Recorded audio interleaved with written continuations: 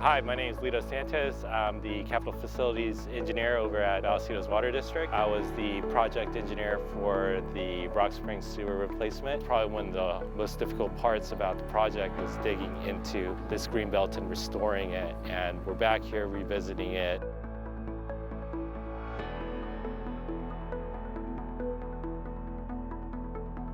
We began construction as far back as October 2018, and we did not finish the project till a year later in October 2019.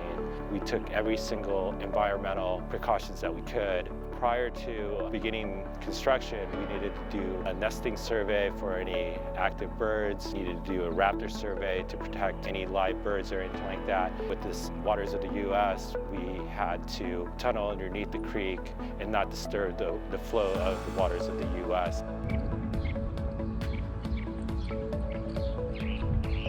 This section of our system, the old 8-inch clay pipe was at end of its life cycle. Some of the pipe was cracked, broken, but we needed to upsize the old sewer to a 15-inch PVC sewer. This was very unique because the greenbelt is in people's backyards. We're within 10 feet of people's houses. We typically dig on the street or access roads, never really a park. We had such a huge amount of coordination with the homeowners association, the landscaper, to make sure the site restoration efforts was up to par. Thanks to Ross Fisher, who was the San Marcos liaison that's helped us coordinate it. My name is Ross Fisher, and I'm a board member of the San Marcos Woods HOA. My role in this project was a go-between the HOA board, our homeowners, and Vallecitos Water District from years before it started till after it finished. Some concerns the board and homeowners was the area for the district to bring in their vector truck was originally going to be 20-foot wide concrete, and our gardener said no, the kids will turn that into something to paint on. With the district, we tried different things and came up with this solution here that they can drive that big truck on without hurting the grass. So it worked for both of us. So the material that we're going to use at the final finished surface of this will actually have grass growing through it. So it'll look like a grass surface, but it will support one of our vectors so they can drive right on it. And it'll look just like a grass surface, only it will hold the vector.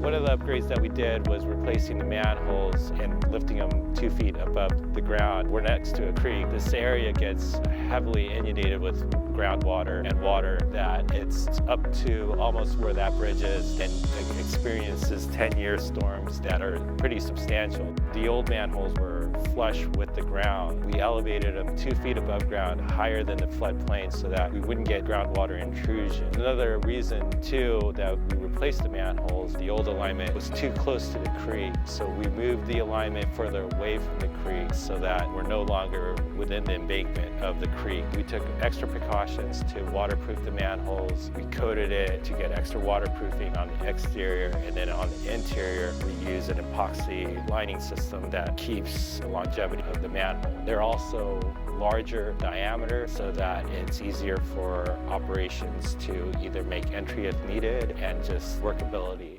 So other highlights in the project was coordination with SDG&E between Matthews and Bennett. There's a 16-inch high-pressure gas line that we needed to dig next to. They kind of curbed some of their pipelines, so we then needed to move the alignment during construction and kind of plan it out, coordinated with SDG&E so that we had to get a deviation from their standard to be able to dig within 2 feet of a high-pressure gas line. A 16-inch high-pressure gas line is a dangerous operation because if we would have hit that line and it would have ignited, we would have made the news, not in a good way. Overall, I think this project was a success and a huge coordination with the whole Vallecitos team and engineering team. Special thanks to inspections with John Childs, Mark Atkins, who retired during this project. It wasn't just a Vallecitos highlight, but it was a career highlight.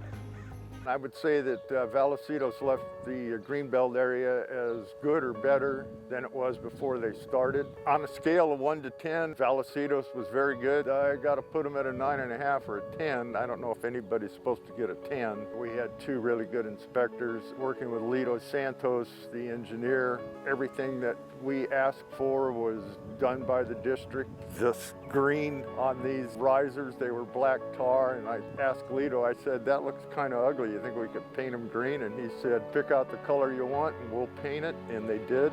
Everything we asked for was done in a very timely manner.